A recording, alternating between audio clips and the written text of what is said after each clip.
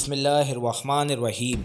नाज़रीन किराम, मसला फ़लस्तीन अब ज़मीरों को परखने की अलामत बन गया है। यानी अगर ये इवेल्यूशन करनी हो कि इंसान का ज़मीर, रूह और ख़ुद इंसानियत उसके अंदर ज़िंदा है या नहीं, तो फ़कत इतना देख लिया जाए कि वो इंसान फ़लस्तीन का सपोर्टर है या उसके दुश्मन का। बल्कि एक मरहले आगे की बात करते हैं तो अब इस बात से आप जिंदा और मुर्दा ज़मीर इंसानों की पहचान कर सकते हैं कि कोई फ़लस्तीन को सपोर्ट करते हुए इसराइल और अमेरिका और उसके इत्तेहादियों से अपने दायरे इख्तियार में रहते हुए बाकायदा दुश्मनी करता है या जालिमों के इंटरेस्ट को जितना हो सके नुकसान पहुँचाने की कोशिश करता है या नहीं। इस बात को बताने में कोई आर नहीं कि अल्हम्दुलिल्लाह दुनिया भर में ज़िंदा ज़मीर इंसानों की तादाद में इजाफा होता जा रहा है और लोगों के सामने इसराइल की सफाकियत और वहशीपन जो सूटेड बूटेड 3 पीस कोड और मलबूसात के पीछे छुपी हुई है आश्कार होती जा रही है। लेकिन सद अफसोस के गुलामी की जंजीरों में जकड़ी हुई एटम बॉम्ब रखने वाली वाहिद इस्लामी रियासत पाकिस्तान में हालिया दिनों सबसे बड़े मेगा इवेंट PSL में मजलूम फ़लस्तीनियों के लिए आवाज़ हक बुलंद करने पर मुकम्मल पाबंदी लगा दी गई थी। PSL टूर्नामेंट में ये फैसला क्यों लिया गया था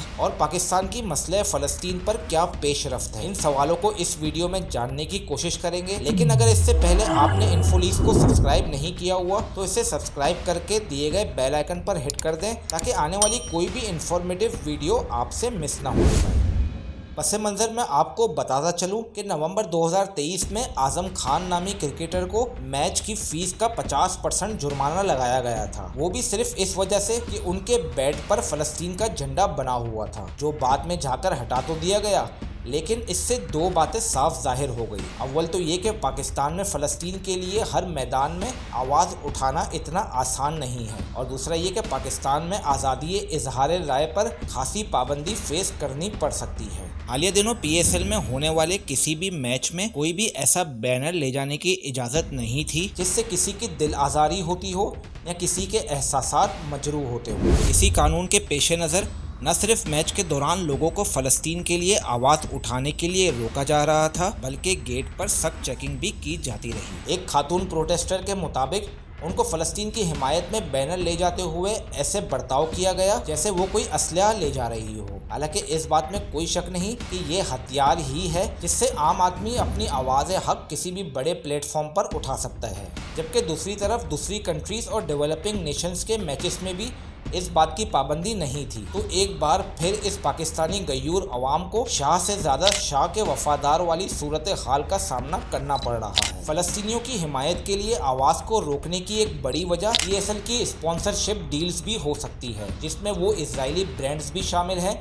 जो बाकायदा इसराइल को फंड करते हैं, जिसमें KFC, मैकडोनल्ड्स और पेप्सी एंड को भी शामिल थे। लेकिन वह मकरू व मकरल्लाहु वल्लाहु खैरुल माकिरीन। बिल आखिरी दिन बढ़ते हुए प्रेशर के मद्देनजर जीतने वाली टीम ने फ़लस्तीन के परचम के साथ मार्च करके ये बात साबित कर दी है, आहो से सोज़े इश्क मिटाया ना जाएगा, भूखों से ये चिराग बुझाया ना जाएगा। इस बात में कोई शक नहीं कि रोज़े अव्वल से ही पाकिस्तानी अवाम का दिल फ़लस्तीनी अवाम के साथ धड़कता है। लेकिन ख़वास पाकिस्तान हमेशा से बीच का रास्ता अपनाते रहे हैं ताकि अवाम भी खुश हो जाए और आकाओं को तकलीफ भी ना हो। इस बात में कोई शक नहीं कि IMF के कर्जों में दबा हुआ पाकिस्तान अगर इसराइल के खिलाफ बात करने का सोचता भी है तो उस पर कोई ऐसा एक्सटर्नल प्रेशर मुसल्लत कर दिया जाता है कि उसको फिर पीछे हटना पड़ता है। हालांकि पाकिस्तान को इस वक्त खुलकर डंके की चोट पर आवाज़ बुलंद अपना मौक़िफ़ न सिर्फ पेश करने की ज़रूरत है, बल्कि अमली मैदान में भी हर रिवायत को तोड़ते हुए